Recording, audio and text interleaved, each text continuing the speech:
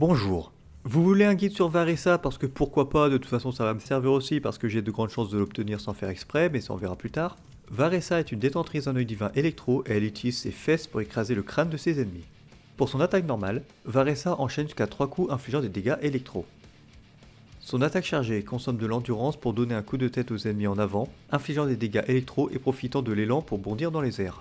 Et c'est là où ça va devenir intéressante avec son attaque plongeante. Elle plonge depuis les airs pour frapper le sol, infligeant des dégâts électro de zone à l'impact. Si Varessa est en combat à ce moment-là et touche un ennemi lors de l'impact, elle obtient 25 points de Noctam. Lorsque son Noctam atteint le maximum grâce à cette méthode, Varessa entre dans l'état passion ardente. C'est dans cet état qu'elle fera le plus de dégâts. Ses attaques normales, chargées et plongeantes sont renforcées.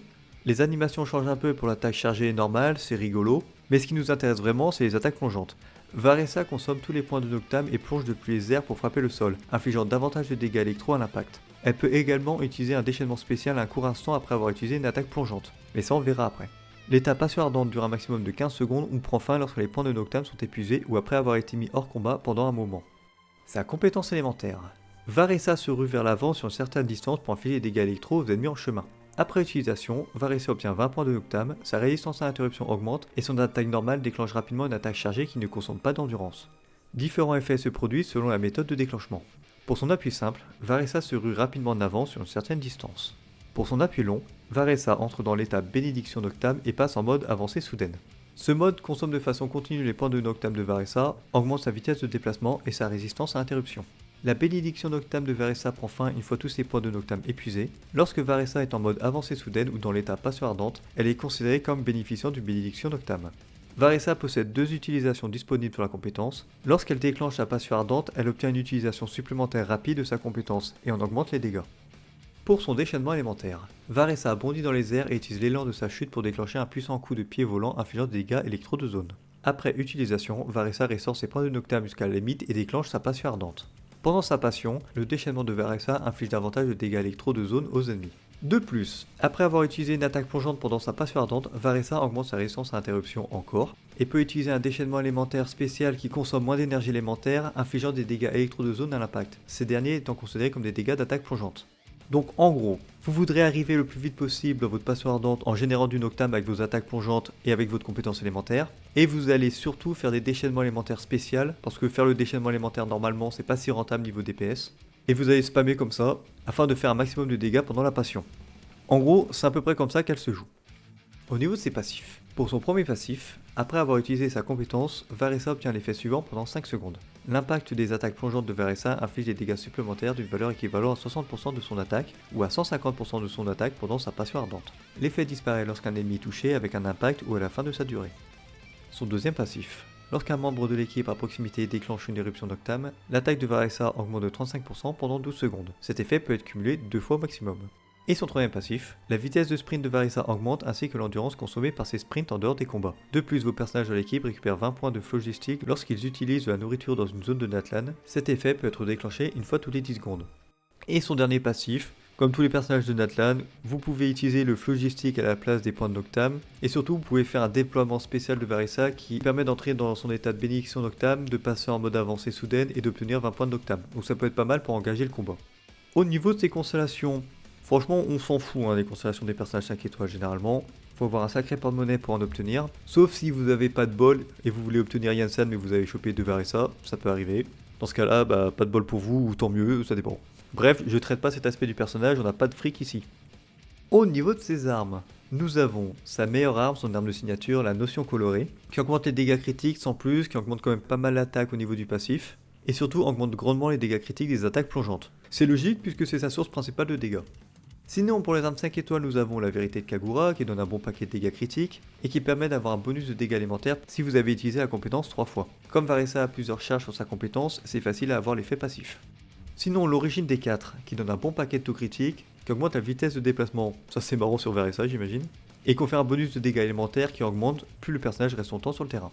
Sinon, nous avons l'instant surfant qui donne beaucoup de dégâts critiques, par contre le reste du passif c'est pas ouf, parce que Varessa fera beaucoup d'attaques plongeantes et pas d'attaques normales. Et les PV on s'en fout.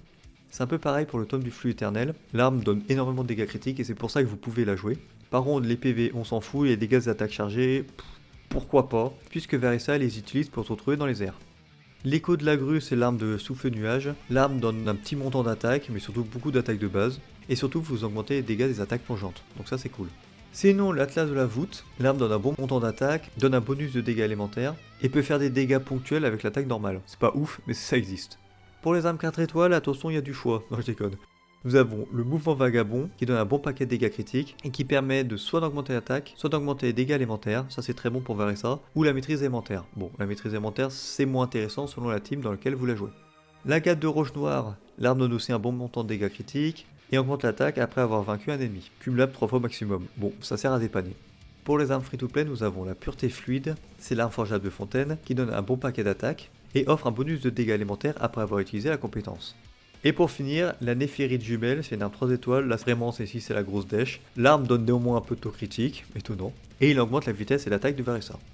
Au niveau de ces artefacts, nous avons son nouveau set, le Serment de la Longue Nuit. C'est spécialement designé pour les dégâts d'attaque plongeante, mais bon, spécialement pour Varessa, évidemment. Je ne pense pas que ce set soit intéressant à farm. Déjà, ça sera juste pour Varessa, donc pas très intéressant au niveau diversité de box. Mais surtout, le Codex d'Obsidian existe, et la différence entre les deux est de l'ordre de quelques pourcents, donc franchement, ça vaut pas le coup de farm que pour elle. Le Codex permet à Varessa, quand elle est en bénédiction Noctam, d'augmenter ses dégâts de 15%. Et en plus, vous gagnez 40% de taux critique quand vous consommez du Noctam.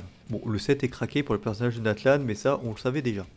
Sinon, le set Colère de Tonnerre, si vous avez de vieilles pièces qui traînent et que vous n'avez pas les autres, ça peut dépanner. Le bonus de dégâts électro, c'est cool, et le bonus de dégâts de réaction, ça peut être sympa.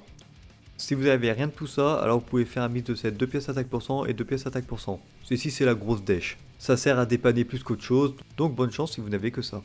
Au niveau de ses stats, c'est pas compliqué, c'est un personnage DPS. Alors pour les stats principales, pour le sablier, vous avez visé de l'attaque %. Pour la coupe, une coupe en dégâts électro évidemment. Et pour le diadème, vous aurez le choix entre du taux critique et du dégât critique en fonction de ce qui vous manque pour équilibrer les stats critiques. Si vous partez sur le codex d'Obsidian, évidemment, prenez le dégât critique en stats principal, puisque le taux critique, vous en aurez 40 gratos. En plus, Varessa a une élévation en taux critique, donc si vous la montez niveau 90 avec le set codex, vous obtiendrez 64% gratos. Vraiment pas compliqué à build, donc focussez-vous sur les dégâts critiques, c'est important. Et pour les stats secondaires, du coup, du critique, de l'attaque %, un peu de recharge d'énergie, ça fait pas de mal, et un peu de maîtrise élémentaire selon l'équipe dans laquelle vous la jouez. Et en parlant des équipes, on va faire un petit aparté sur son archétype hyper plonge, donc vous aurez besoin de Varessa, évidemment, sinon vous serez pas là en train de regarder le guide. Souffle de nuage, très important pour pouvoir booster les dégâts des attaques plongeantes. Furina, pour des raisons évidentes d'invocation qui peut taper sans avoir besoin d'utiliser d'attaque normale. Et Yansan, qui sera un très bon support pour Varessa. Si vous n'avez pas Yansan, vraiment vous n'avez pas de chance. Mais si vous l'avez vraiment pas, Bennett ça peut dépanner, mais ça sera moins fort. C'est une team qui a besoin quand même beaucoup de personnages pour bien fonctionner, surtout des personnages 5 étoiles qui sont pas forcément populaires. Un souffle de nuage, et en plus ce n'est même pas sa meilleure team. Sa meilleure team, théorique en tout cas, c'est la team surcharge. Donc vous aurez besoin d'un personnage pyro qui applique l'élément hors terrain. Mavuka est la meilleure option, même si c'est un peu dommage, vous aurez préféré la jouer sur le terrain. Sinon Xianling et le voyageur pyro ça peut dépanner. Deia aussi pour l'application pyro, la résistance à interruption, même si Varessa en a déjà un peu, ça fait pas de mal. Ensuite, vous aurez du choix. Soit vous partez sur une team avec chevreuse, dans ce cas-là vous allez vous limiter qu'à des personnages pyro électro. Soit vous prenez un autre personnage qui baisse la résistance élémentaire, donc les personnages animaux, Kazuha, Sucrose, puis les autres pour dépanner quoi. Ou Xilonen si vous l'avez, c'est très bien aussi. Et dernier personnage, généralement vous allez partir sur Yansan, sauf si vous l'avez pas, alors dans ce cas-là partez sur Bennett pour le personnage pyro. Et utilisez un personnage électro pour dépanner en sub DPS. Yaemiko, Fischl et Auroron, c'est très bien aussi. Mais une team qui peut être assez marrante à faire, juste pour le fun, et normalement Varessa ne devrait pas mourir, c'est Yansan, Bennett et Chevreuse. Vous aurez du soin gogo et des boosts de partout. Bon, pas sûr que ce soit la plus forte des équipes, mais la meilleure option reste Mavuka, Chevreuse et Yansan. Et sinon, vous pouvez vous amuser à jouer Varessa dans une team Dendro, donc en stimulation. Pour ce faire, vous aurez besoin d'un personnage Dendro, Naida étant la meilleure option puisqu'elle applique très bien l'élément, ou coller le voyageur Dendro, ça peut dépanner. En second personnage, Yaoyo, Bashu et Kirara pour les boucliers et les soins, c'est très bien. Ou bien un personnage Anemo pour baisser la résistance élémentaire, si vous avez Xianyun c'est génial, ou alors Kazuha, Sucrose ça marche aussi. Xilonen aussi, pourquoi pas.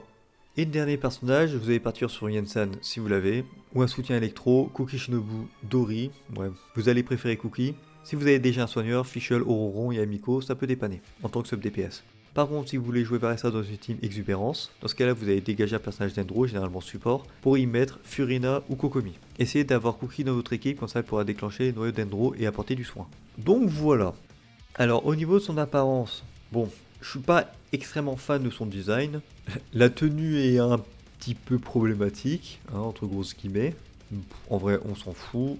On connaît des jeux où c'est bien pire. Mais voilà, c'est vrai que ça change un peu. Avoir une petite variation dans un jeu qui n'a pas changé depuis 4 ans, c'est vraiment pas mal. Donc on apprécie la nouveauté. Après le design, on s'en fout, hein. On est là pour jouer la méta comme des gros teuteux. Qu'est-ce qu'elle vaut? Je fais mon guide avant que le personnage sorte, donc je me base que sur les retours de bêta-testeurs. Le personnage tabasse bien. En fait, c'est le meilleur DPS électro. Voilà, en gros, elle power creep Chlorinde. Mais encore, power creep, c'est un grand mot, hein. Pour ça, la différence doit pas être énorme. À chaque fois qu'un personnage de Natlan sort, il est quasiment le meilleur de son élément. Sauf au Moalani. Donc en termes de dégâts, vous êtes calé, vous êtes sûr qu'elle sera performante. Après en termes de gameplay, bah, c'est propre à chacun. Les attaques plongeantes, ça peut vite être chiant, à voir sur le long terme. Mais pour les performances, vous pouvez y aller tranquillou. Mais pour avoir des performances optimales, il vaut mieux avoir Yansan. Normalement, ça devrait pas poser de problème. Donc voilà, invoquez-la parce que vous avez envie de mettre des coups de fesses à vos adversaires.